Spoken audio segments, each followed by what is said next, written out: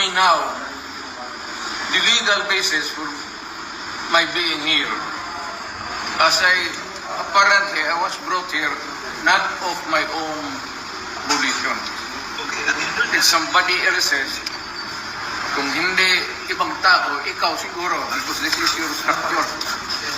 So you have to answer now for the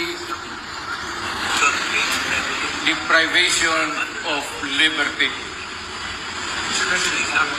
Kaya naman naman kayo. Alam naman na, hindi man lang siya na-share kung anong kaso pinag-charge sa kanya. Hindi niya alam. Kahit na PI man, Kaya nag-charge sa kanya, nasa dyaryo lang. And then, hindi pa kayo na, ganito ginagawa natin. Sumusunod tayo sa isang entity na hindi na tayo member.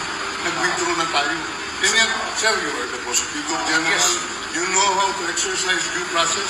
Before you can even file charges, you have to file a complaint. You have to file a counter affidavit. Without doing those procedural process, here we are, being issued a warrant of arrest, questionable warrant of arrest. Ano naman, sir? Sir, there's naman doon, blooper, puro pagdating sa trial dyan, tatawagin kita sa witness stand. Sabihin ko, you're the person who arrested me. May I know the reason why? Have you read the documents? Or at least, have you read the case at that time when you made the arrest? So that you would be guided to what you should know.